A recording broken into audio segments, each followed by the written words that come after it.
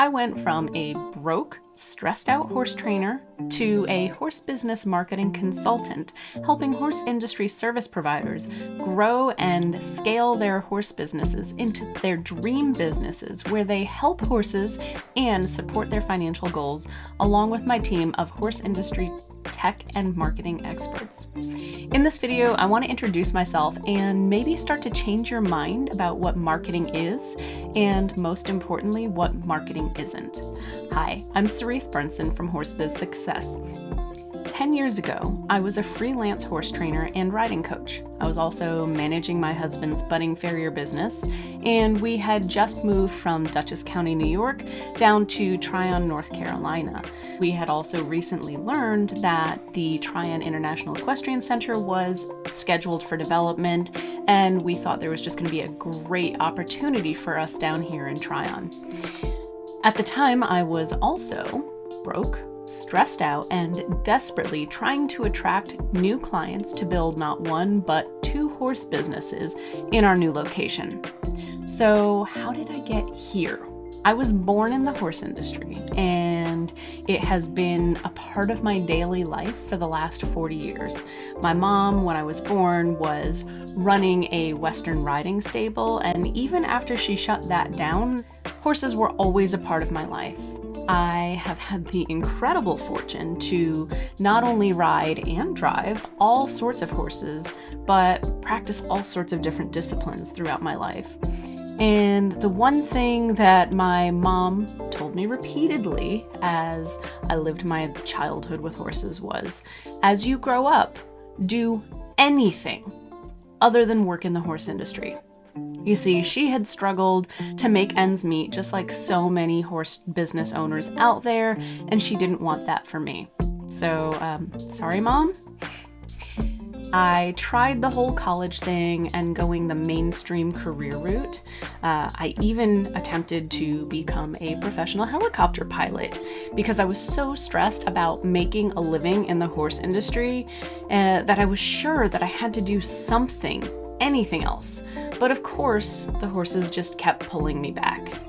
Now, I'm sure this sounds kind of familiar, but one of the biggest and most common struggles that every trainer, riding coach, farrier, saddle fitter, body worker, you name it, was the same thing that I was experiencing. Basically, I was struggling to attract these new clients and build up enough of a client list for both businesses to help us pay the bills. Fortunately, after a couple of years, we got really lucky, and out of the blue, we had a huge account referred to us. And this was a very wealthy, high-profile client who lived not in New York and not in North Carolina, but in Pennsylvania.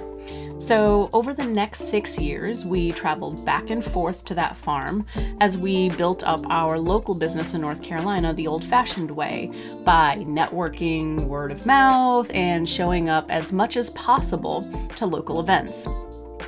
It was grueling, and there were no days off. I was traveling 50% of my time, and was home for 3 weeks, and then in Pennsylvania for 3 weeks, and then back again. So it was a real challenge for me to try and build up my training and lesson business at home because I was gone so much.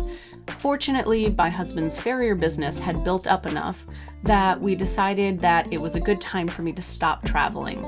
We let that client go, and we actually got to start spending our lives together for the first time in years. As I started putting more effort into building my business at home, I realized that I had a really big problem. I had been gone so much that none of the locals knew who I was. Not really. I mean, people even joked with my husband that I was imaginary because they had only ever met him and heard stories about me. So I came to the conclusion that if I was actually going to grow my business, I was going to have to do something that I really didn't want to do. I was going to have to market myself. Now, like so many people in the horse industry, I didn't know the first thing about how to do that successfully. I thought, I'm gonna have to go to horse shows and campaign and sponsor events, and I didn't have the cash flow for that. And I was really worried. I didn't want to come across pushy like a used car salesperson, which is really, I think, how a lot of people feel about the idea of marketing themselves.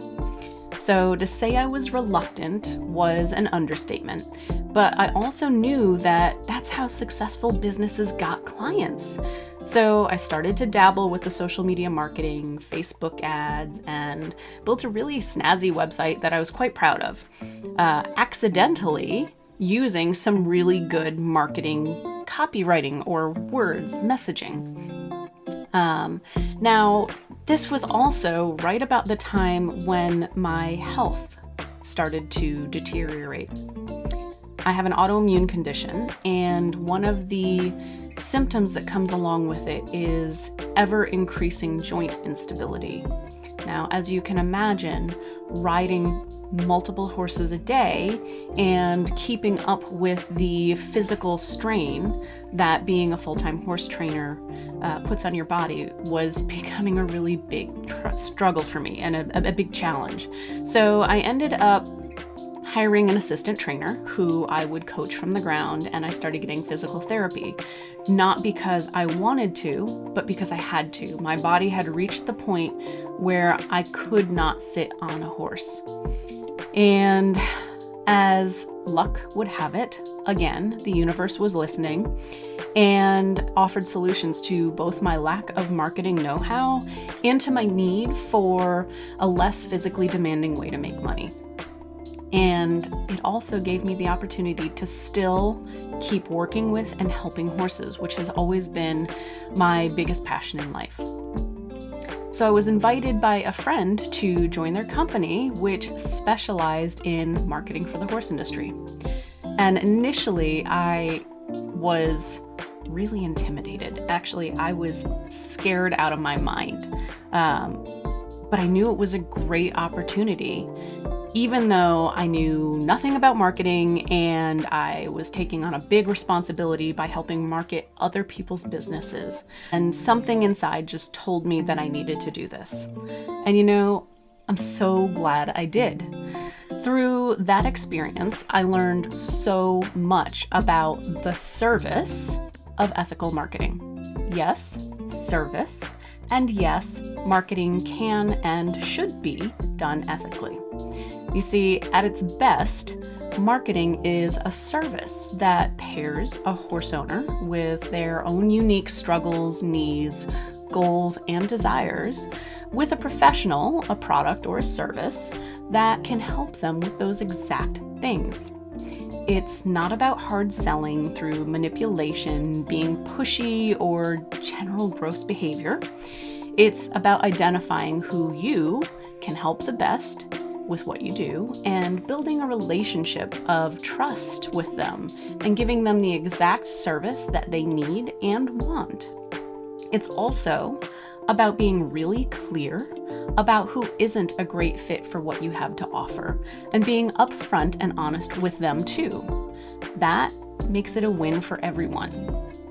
Now, over the years, I have managed marketing campaigns that have generated hundreds of thousands of dollars for clients, managed social media ad campaigns that have produced a 400% or greater return on advertising budget, and I've guided dozens of horse pros through the process of creating their own marketing materials.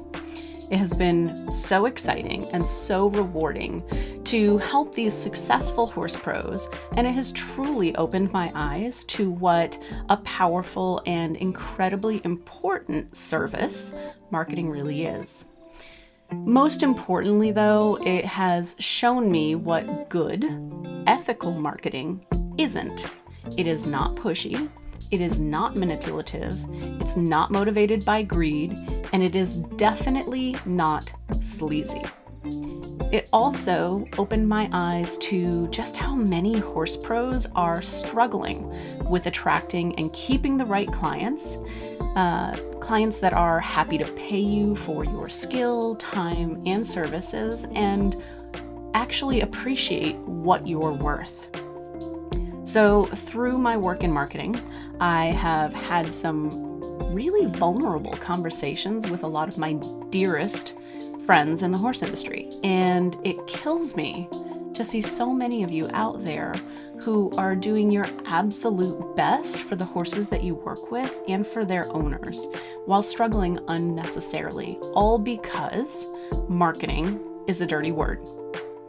That's why, with the help of my team at HorseBiz Success, I'm here to teach you the skills and also tools and habits that will help you make your horse business a success. Not only do we want to help horse pros excel at building a business that's sustainable and profitable so that you can focus on what you truly love, but in doing so, we also get to help all of the horses that you work with. Because when you excel, the horses benefit too. And ultimately, that's why we're all here. So if my story resonates with you, leave a little note in the comments for me. I'd love to hear about the things that you'd like to focus on, how you'd like to grow your business, just to let me know that you're out there and that you're looking for some support. So I'm so excited to be on this journey with you and to introduce you to a lot of these concepts, and I hope you join me.